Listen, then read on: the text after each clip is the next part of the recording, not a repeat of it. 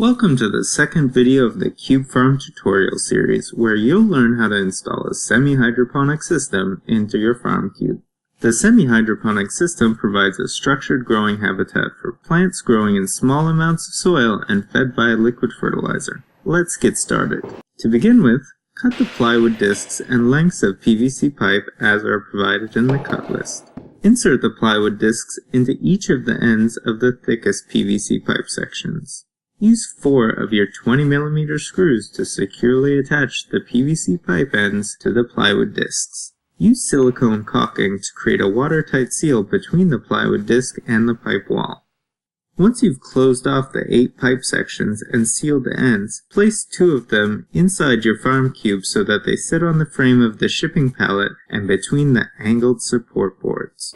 Make sure that one end of each of these 2 pipe sections is sitting slightly higher than the other end so that the liquid fertilizer will drain properly, and then screw through the angled support boards and into the plywood discs, which cap the PVC pipes. Next, you will need to install the other 6 pipes similarly to how you installed the previous 2, but with approximately 15 centimeters or 6 inches between them, making sure that the highest end on each of the lower levels is closest to the lowest level on the pipe above it, so that the fertilizer will run from the PVC pipes at the top of the cube to those at the bottom.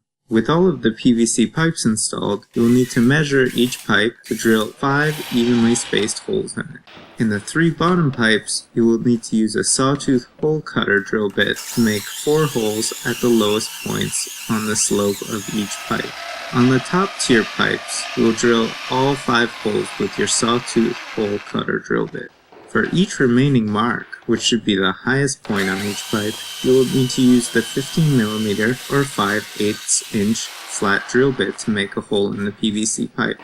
Use the same 15mm or 5/8 inch flat drill bit to drill a hole through the pipe directly above where you just drilled the 5th hole in each pipe.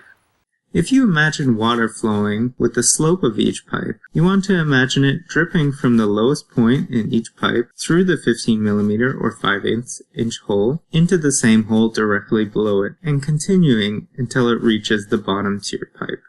With your 20cm or 8 inch long by 15mm or 5/8 inch diameter pipe, try to use a pair of pliers to roll down one end of the pipe so that it has a fairly flat mushroom cap, which will catch on the inside of the hole drilled in the PVC pipe. Insert the 15mm diameter pipe through the 5cm hole at the lowest end of the largest PVC pipes, passing it through the hole you just drilled and into the top hole of the pipe below it.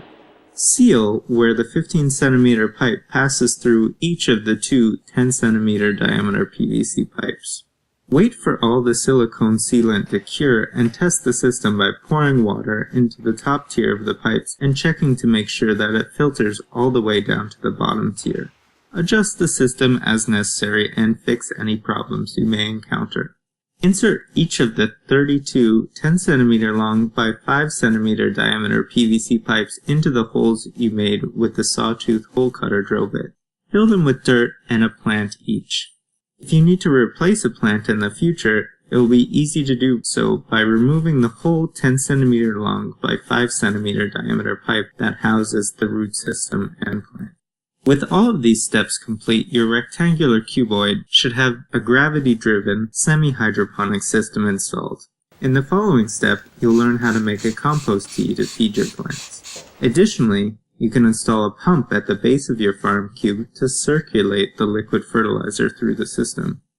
If you are stacking your farm cubes up to 3 cubes high, use some additional PVC pipe or hose to connect upper levels to the lower levels so that the liquid fertilizer trickles down through the whole system.